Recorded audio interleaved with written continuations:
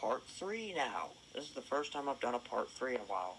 The racer that took the lead from Rusty Wheels on lap 200 is Lightning McQueen, who would lead into lap 213, where Carl Edwards would take the lead from him and lead into lap 239. But Bobby Garbani would have an engine failure one lap before Carl Edwards lost the lead, and Edwards lost the lead to Tony Gasworth, who would only lead him to lap 240, where Chuck Armstrong would take the lead and lead on lap 241, where Sonic OMT would take the lead and lead all the way until lap 287 for nearly 50 laps. And he would say this whilst leading all of those laps. But then Chick Hicks would bump him out of the way at the beginning of lap 288 and then take the lead for himself until lap 297.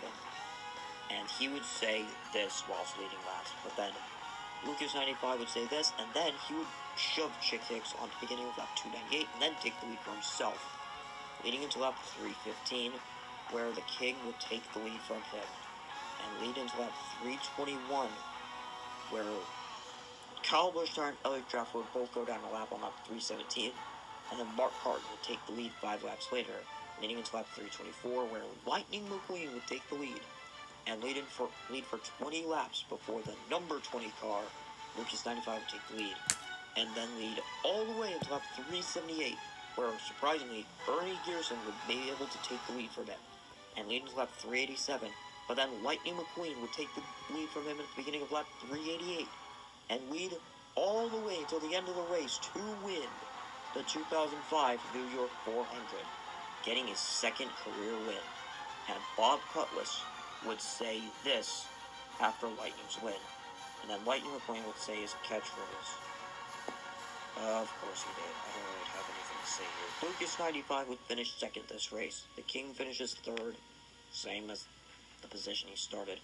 Sonic EXE would finish fourth, better than seventh. That's an improvement. Brother OMT would finish fifth. Chick Hicks would finish sixth. I'd finish seventh. Not really leading as much as I wanted to. Jeff Corvette would finish eighth. Tony Gasworth, the pole sitter, would finish ninth, and Dale Earnhardt Jr. would round out the top 10 again.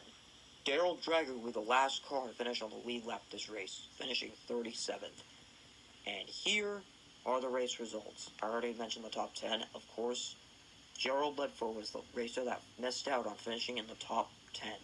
Right behind him is Jeff Burnton and Ryan Newcar. Greg Candyman finishes 14th, and Hollingus will round out the top 15. Right ahead of Carl Edwards, who managed to lead some laps today, finishing 16th.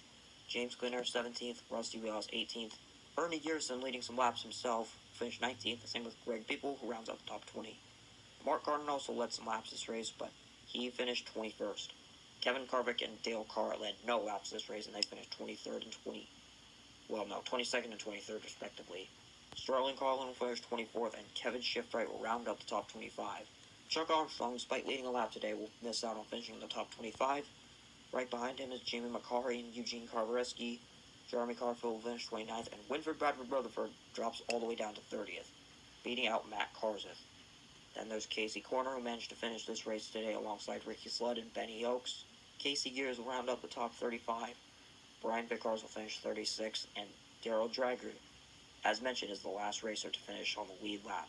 The last racer to finish the race altogether, though, was Kyle Busch, finished a lap down alongside Elliott Draftler, finished right ahead of him in 38th, same as his number.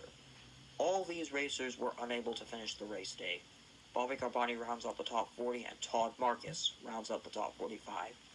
And Gerald Shifter's now going to have to miss 8 races after only qualifying once. Billy Oil Changer also didn't do good this race.